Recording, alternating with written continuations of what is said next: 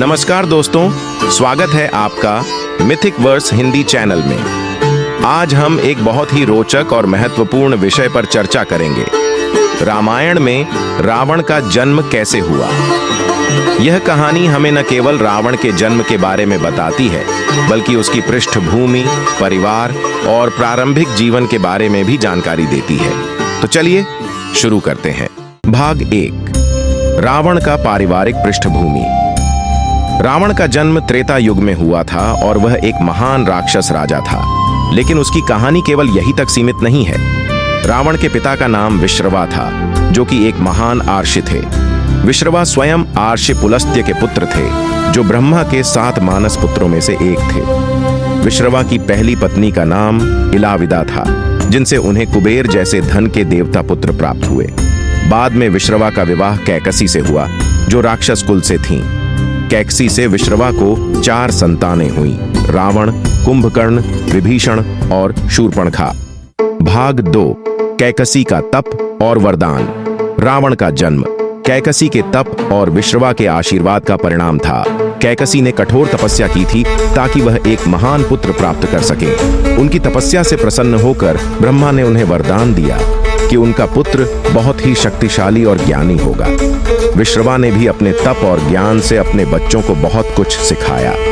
विश्रवा के ज्ञान और कैकसी के तप का फल था कि उनके संतानें अत्यंत बलशाली और विद्वान बनी।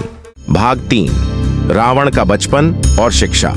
रावण का बचपन बहुत ही रोचक और शिक्षाप्रद था। उसे अपने पिता विश्रवा और दादा पुलस्त्य से वेदों और शास्त्रों का ज्ञान प्राप्त हुआ।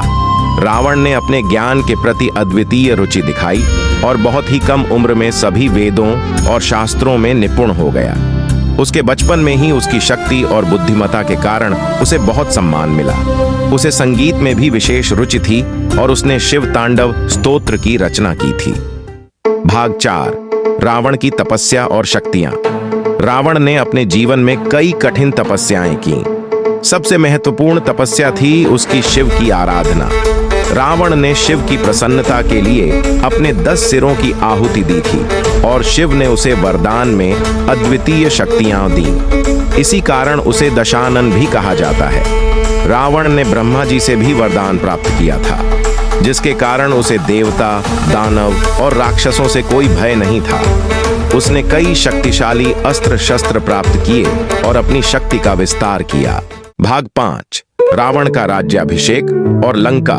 रावण ने अपनी शक्ति और ज्ञान के बल पर लंका पर विजय प्राप्त की और उसे अपना राज्य बनाया। लंका एक स्वर्ण नगरी थी, जिसे कुबेर ने बनाया था। रावण ने कुबेर को पराजित कर लंका को अपना निवास बना लिया। उसने लंका को और भी अधिक समृद्ध और शक्तिशाली बनाया। भाग 6, रावण का व्यक्तित्व और गुण। रावण केवल एक बलशाली योद्धा ही नहीं, बल्कि एक महान विद्वान और कुशल शासक भी था। उसके व्यक्तित्व में कई गुण थे जो उसे विशिष्ट बनाते थे। वह वेदों का ज्ञाता, संगीत का प्रेमी और महान शिव भक्त था। लेकिन उसकी सबसे बड़ी कमजोरी थी उसका अहंकार और अत्यधिक महत्वाकांक्षा, जिसने अंततः उसके पतन का कारण बना। भाग 7, रावण का विवाद और सीख। रावण की कहानी हमें कई महत्वपूर्ण सीखें देती है। उसके जीवन से हमें यह सीखने को मिलता है कि ज्ञान और शक्ति का दुरुपयोग कितना विनाशकारी हो सकता है। उसका अहंकार और अत्यधिक महत्वाकांक्षा उसे उसकी शक्तियों के बावजूद विनाश की ओर ले गई। तो दोस्तों, यह थी रावण के जन्म की कहानी और उसकी पृष्ठभूमि। रावण एक बहुत ही जटिल और रोचक चरित्र है, जिसकी कहानी से हम बहुत कुछ सीख सकते हैं। यदि आपको यह वीडियो पसंद आई हो तो इसे लाइक करें, अपने दोस्तों के साथ शेयर करें और हमारे चैनल मिथिक वर्स हिंदी को सब्सक्राइब करना न भूलें। आपके सुझाव और विचार हमें कमेंट्स में लिखकर जरूर बताएं। अगले वीडियो में हम किसी और रोचक विषय पर चर्चा करेंगे। धन्यवाद।